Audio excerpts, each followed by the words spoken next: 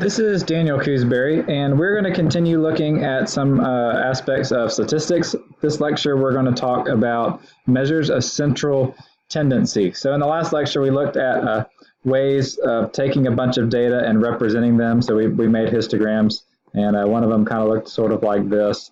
And what we've done is we talked about ways of representing data so that we could learn about all the data points and really discern a few things. And one thing we're interested in particular is the center of the data. Where's the middle or the average, or what's a good way to summarize the middle of this data set? So in a histogram, that center might be seen by the tallest thing, or it might be seen by what's close to the middle of the bar graph, so somewhere here or here, or there might be a few other ways. And so we actually have 4 different measures we're going to look at. I'm going to tell you the one I like the best, but there's a few that are used pretty commonly. The first one is something you've seen before. This is the mean. It's the sum of all the data items divided by the number of data. You've also seen this called the average of the data. So if you add up all the numbers and divide by the number of numbers, then you have the average. Some notation you might have not seen before. This capital sigma, this means sum. It means add up all the data. So anywhere you see this capital sigma, it means add everything up. Whereas the data points, this are going to be represented by x. So each x is going to be a data point. So like you might see it x1, x2, x3.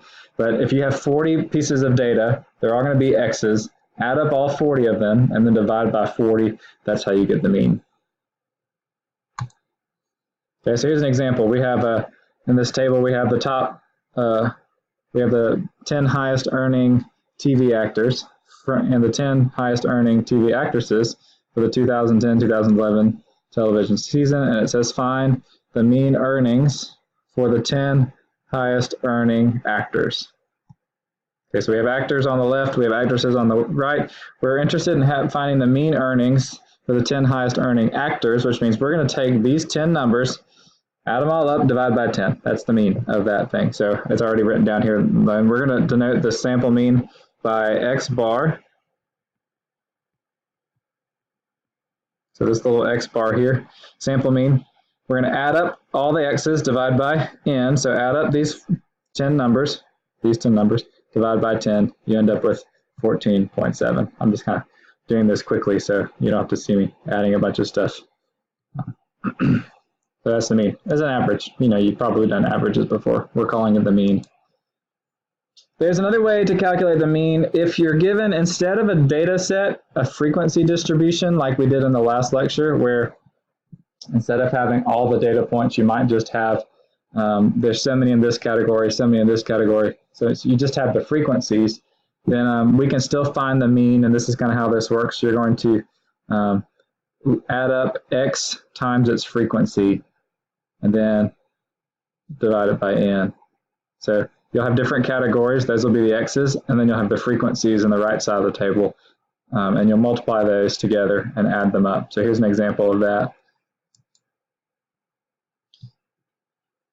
Okay, so we have a frequency distribution here. Let's just look at this part first. We have a frequency distribution, and what we learned in the last lecture was to read this frequency distribution. This is saying that in our data there's going to be 2 zeros, 1 1, 3 2s, 12 3s, 16 4s, and so on. These are the frequencies, the number of times that these numbers show up. 14 10s. 10 shows up 14 times. There's a grand total of 151 numbers, and we know that by adding up these frequencies here. So these are how many times the certain number shows up. Add all these up, and you get the total number of data. So that's how you get n, by adding up that F column. And then this is kind of showing you how to use this formula. So the formula on the last page was x bar is equal to the sum of x times F over n.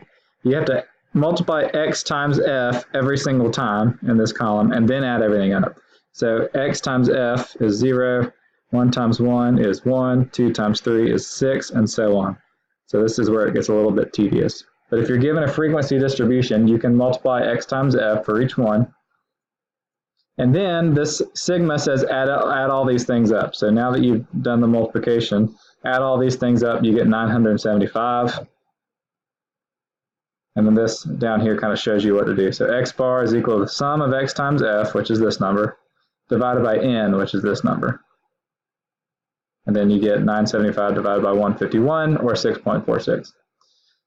It's pretty tedious, but the nice thing is we just found the mean of 151 data points without punching 151 data points in our calculator and dividing by 151. This was a little bit shorter because somebody gave us a frequency distribution rather than all the data points itself.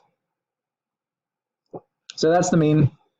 It's not the worst thing to find. It's one of the better measures of central tendency. It's probably the best one, or most of the time it's the best one, and it's used all the time. It's worth learning how to do. Arguably the second best one, and sometimes this is the best one, measures of center, is called the median. So you may not be interested then in the average of the data. You might be interested in what's called the median. And you find the median of a group by arranging the data items in order from smaller to largest, and then picking out the middle number. So imagine sorting all your data from smallest to largest. If you have an odd number of data points, the median is the one in the middle of the data.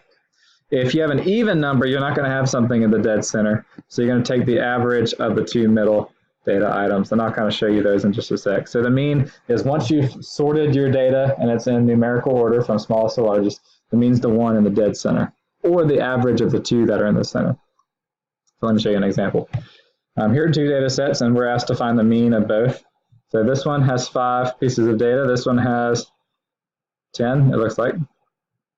So since this is odd, all we have to do here is sort this data, so it's sorted right here. So from smallest to largest, the median is the middle one. So if the median is 90, this is the median. So that's pretty easy to do. Now with this set of 10 data points, we want to sort this from smallest to largest. Do that here. And since there's 10, there's an even number. There's not one that's perfectly in the middle, so you take the two middle ones, and then you average them together, which is done down here.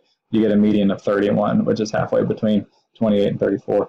So in some data sets, the median isn't one of the data points. It's actually the average of two of them. In other data sets, it's just the middle data point. The biggest thing here, and I'll go back to this last slide, the biggest thing you want to remember with the median is in order to find it, you first have to arrange the data. This is an often forgotten first step, is you might just accidentally look at this thing and say, oh, it's 98, but you didn't arrange the data. You got to arrange the data first, and then you can pick out the median. There's a little formula that's useful for finding the median, I think especially in either a huge data set or in a frequency distribution, either one.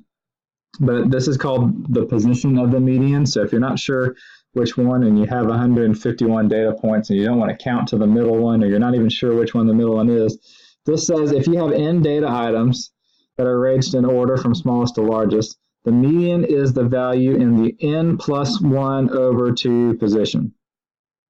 Okay, so if you have n data items, take n, add 1, and then divide by 2, and that'll tell you what position the median is in. So here's some data. We might have looked at this already.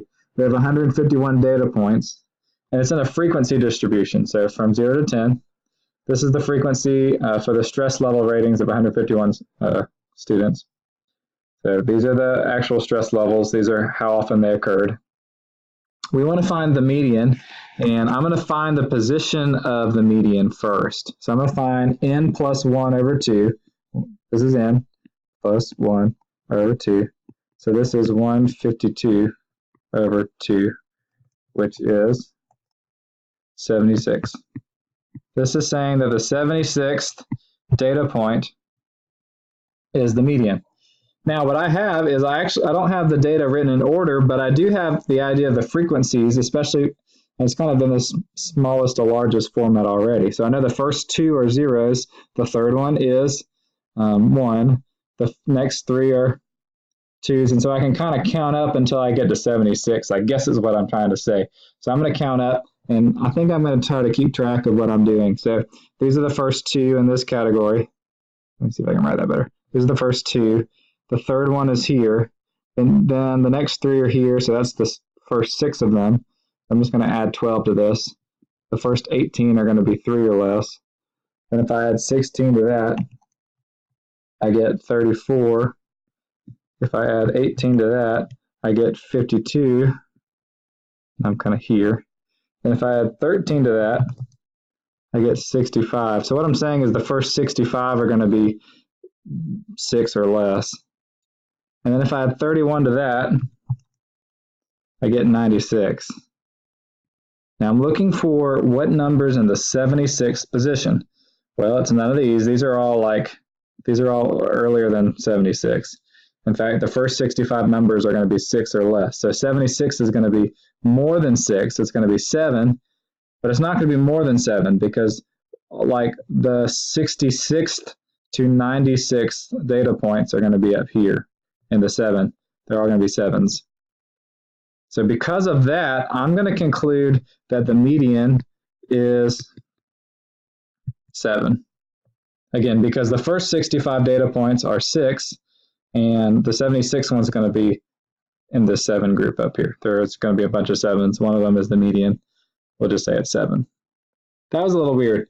Let me kind of back up. What I did was I used this position formula to get this 76, and then I tried to figure out where the 76th data point was, and I kind of counted up from these frequencies. So again, the first 2 are here, then the next one is the third one, and then there's six of them here. I'm just adding, so 2 plus 1 is 3, 3 plus 3 is 6, 6 plus 12 is 18, 18 plus 16 is 34. That's kind of what I did.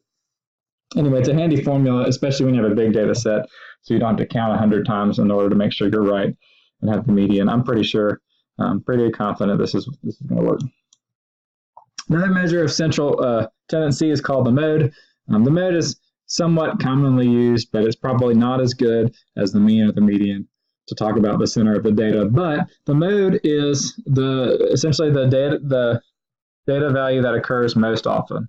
So this definition is kind of easy to remember because mode sounds a lot like most. It's the data point that occurs the most often. And it's possible that you have exactly one mode in the data, so one number that appears more than the rest. It's possible that you have more than one mode, so there's a few different numbers that appear more than the rest, and they all appear the same number of times. It's also possible that you don't have a mode at all, so there's no data value that occurs more than the rest. And so I have 3 examples, one of each. In A, we have 7, and 7 occurring more often than the rest, so the mode is 7. So that's kind of an example where you have one mode. 7 occurs the most. B, you have 2, 1, 4, 5, and 3. None of those occur any more than the rest, so there's no mode. And here I have 3, 3, 4, 5, 6, 6. 3s occur twice, 6 occurs twice, so the modes are going to be 3 and 6. There's 2 modes. Then there could be more than 2. Or there could be 1, or there could be none. Modes are not the worst thing to figure out, but you do got to remember that it's possible that you have 1 or more than 1 or none at all based on your data. The last one, and this one's not used very much. I don't really like this one, but I'm showing it to you anyway. The last measure of central tendency is called the mid-range. And the mid-range is found by adding the lowest and highest data values and dividing the sum by 2. In other words, it's kind of like the middle. It imagines the middle of the data by finding the average of the lowest and the highest one, the halfway mark between the lowest and the highest. I don't think it's a very good measure of center, but it's not that hard to find, which might be why we're doing it. The lowest data value, the highest data value, I can ignore the rest of these and just find the lowest and the highest. So in this data set, the lowest data value is 1.4, even though there's 3 of them. I'm just picking one of them. The lowest one is 1.4. The highest data value, it looks like, is 9. There's 2 of them, it doesn't matter. I'm just picking the lowest and the highest. And I'm going to find the mid-range by adding them up. 1.4 plus 9 divided by 2.